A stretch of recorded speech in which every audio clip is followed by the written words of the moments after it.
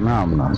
Ni muda sasa sijafika kule kwako, lakini sijui dada zangu kule kina Amina na Adija na mama pia. Sasa jomba, madada zangu mpaka sasa hii ama watu wakija wafukuza wewe, wakileta posa unawafukuza? Hapana mjomba, mjomba mimi siwezi kuwafukuza. Maana tunasubiri, nataka tuishi kikao. Sisi hatumkatai mtu hata kama hana lolote bwana. Maana hata mimi wakati wangu sikuwa na lolote na nilipata mke. Kweli.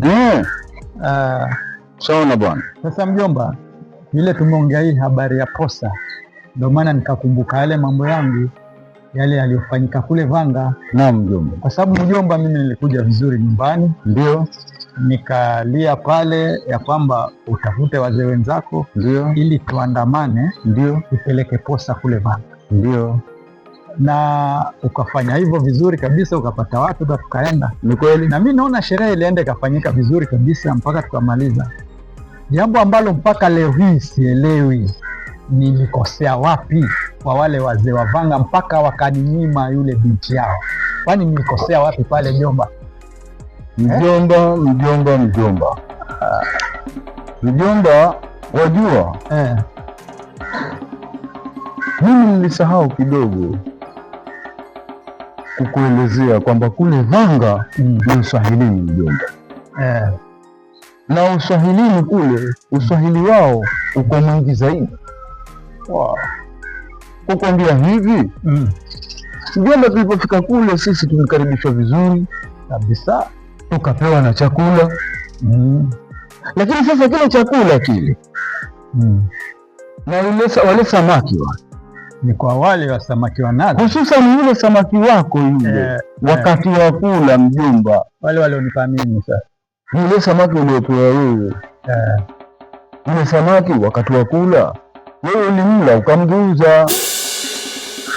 Kwa hivyo wale wakajua kabisa huyu bwana. Sasa jomba, naam mjomba, kugeuza samaki si kawaida ya kula samaki yule upande mmoja alafu ugeuze upande mwingine umalize mjomba. Sasa pale nimekusahau wapi? Sikia mjomba, mjomba, samaki hata wacha kumla ukamgeuza upande wa pili, ungemla pia ukamla nusu ile samaki pia, kisha ungeletewa matatizo na mtu ungekosa vile vile. Tatizo liwapi? Kwa sababu unapomwacha nusu yule ni kwamba wewe mambo yako umalizi.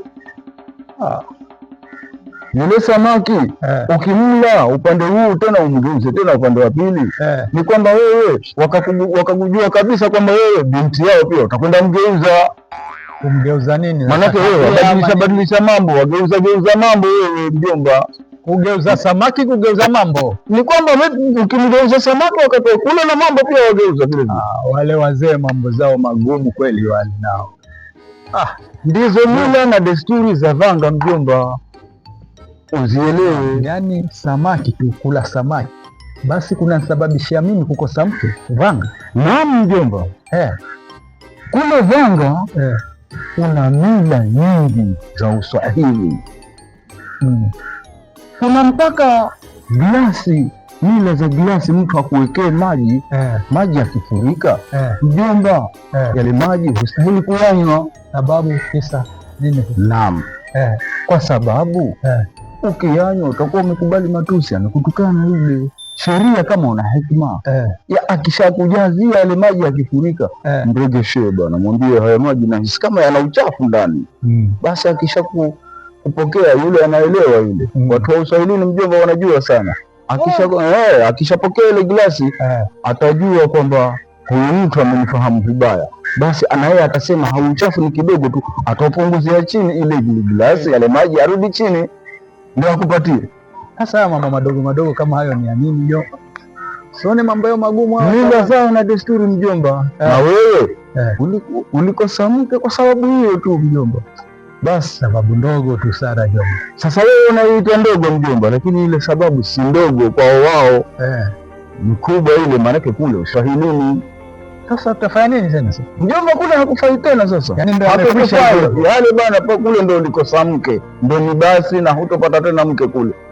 Na wale ni watu wa kuambiana bana. Hata sasa hiyo ukaenda kwa jirani tena hutapata mke. Hivyo. Hutapata mke mjomba. Kwa hivyo nituombe Mungu, kama utapata mke mahali pengine utakuja utaniambia, Nitaangalia wazee wenzangu, tutakwenda. Amina mjomba, amina. Haya, wacha na mimi ni wahi shughuli zangu. Hasa mjomba, utanisalimia nyumbani. Sawa, nisalimie mama huko na ndugu zangu. Sawa. Na mjomba, ungempata wavanga, ningekusahau mjomba.